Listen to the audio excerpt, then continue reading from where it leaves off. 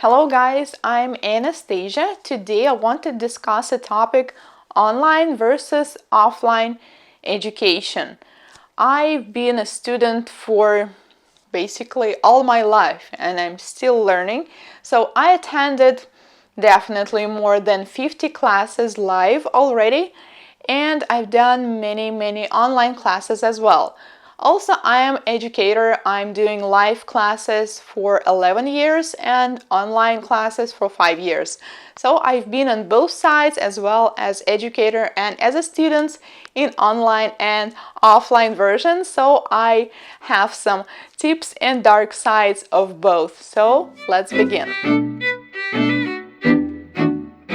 In this video, I will talk mostly about the additional, like continuing education, because I know that in many countries, like in the US, in order to obtain a license, you need to attend an actual beauty school, like to attend it live. So we have no choice rather than go there and get our points and then receive a license. But usually after getting a license, we still feel like we want to learn more, and after that we have an option. We can study live, go somewhere, or we can do it online.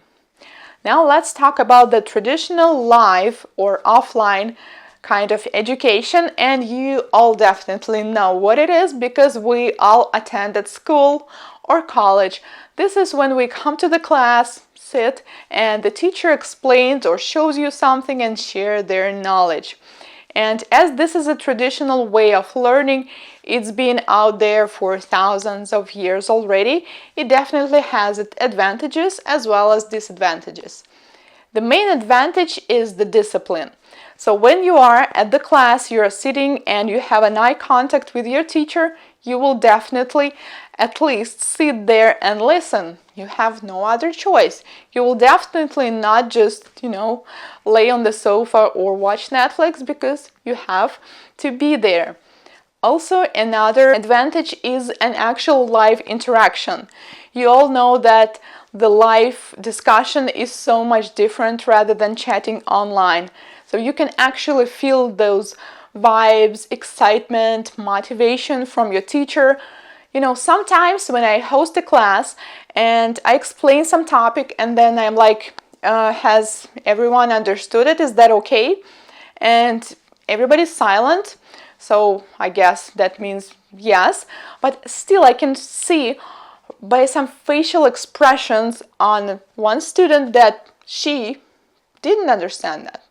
And that's really great because, sometimes our expressions, our body language can tell you more about what we think rather than actual speaking. And that's what life education is great about. Another advantage is the personal interaction. Like, you can get to know your classmates, you can chat with them. I have many examples when students on my classes, they became real friends or business partners. One time there was a girl who was seeking for nail technicians for her salon, so she found one. And I myself made many nail friends just by attending the classes. You can always just become friends or chat or go shopping together, share some different tips and tricks. Another great thing about live class is that your teacher usually can immediately see if you're doing something wrong. Like, you are applying acrylic and I can already see that she's doing it wrong. So I can come, and tell, okay, now you need to move your brush in a different way. And it's great because when you're online, you're mostly by yourself. So here you have basically like immediate reaction and you know how to fix your mistakes. But there are also disadvantages, and the main disadvantage is expenses. If you live in a small city and there are no big classes or the classes you would like to attend in your area, you need to travel, and travel costs. So you will have to buy a ticket, you will have to book a hotel, you will need to eat something, and the class costs something as well. So there are many expenses involved usually. Another disadvantage is the time. Like live classes usually require some time. Sometimes it might be just a day, sometimes it's few days.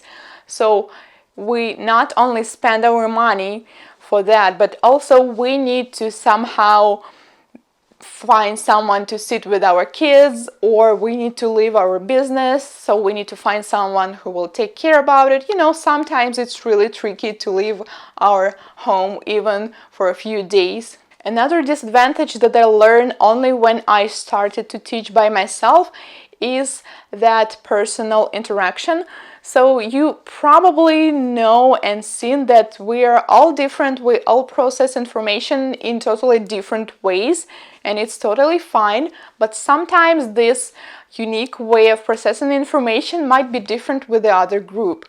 When I was about 10 and I learned at school, I clearly remember those moments when a teacher, she explained something like, okay, this formula goes here and here and here, and now you do this and this, and here's the result. Everyone clear? And everybody was like, smiling and nodding their heads. And I'm like, oh my God, everybody understood and I didn't. Am I like the dumbest here? And I was so embarrassed, so afraid to say like, no, I didn't get it. So I just remained quiet. If it would happen to me now, of course, I would act in a different way. But when I was 10, I was looking at the world a little bit different. Actually, it happens to adults also. Sometimes we feel like, okay, I'm the slowest one. I just really don't want to bother the whole group just by asking too many questions. And sometimes I was among them many times when I was just working really slow, because I just like to do it in a slow mode so I can understand, process, analyze everything. And there are also people who are really fast. They're like, okay, here and here and here and this, and I'm like, oh my God, like my brain doesn't process so fast. It's just not possible for me.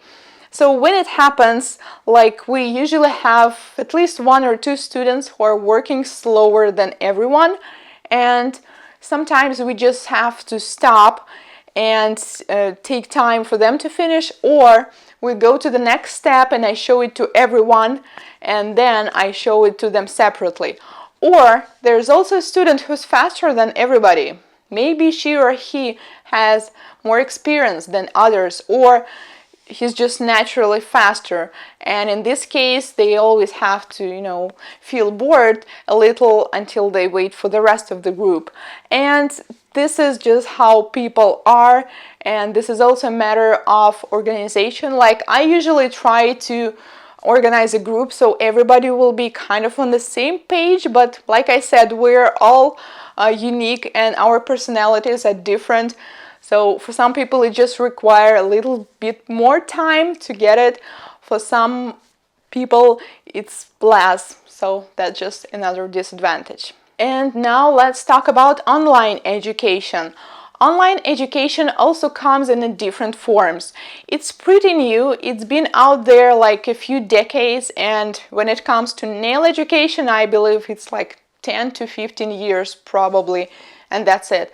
So there are webinars when you can watch them live but online.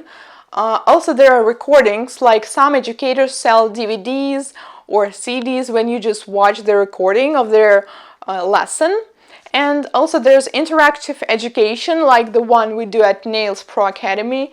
Like there are pre-recorded classes. You can watch these lessons anytime. Then you have to do the assignment, then a tutor checks it and give you some feedback. Then you fix it, send it over again, and so on until you receive a certificate. So no matter what kind of online education it is, it still has some disadvantages, and one is that you have to have discipline. No one will come there and check if you're already sitting at your desk. You will need to do it by yourself.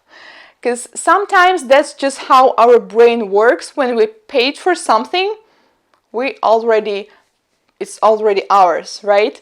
When you send the check, okay, now it's mine already. That's just how our conscious work. And with the classes, it's not like that, unfortunately. If you bought some educational DVD, it doesn't mean that this knowledge is already transferred to your brain. It's not. You just have this box, and now all the hard work just begins. Now you need to watch it, you need to practice, you need to repeat, you need to watch it over again, and this is how it works. So sometimes it might be just tricky to find time to find this discipline, but you need to, because that's how online education works.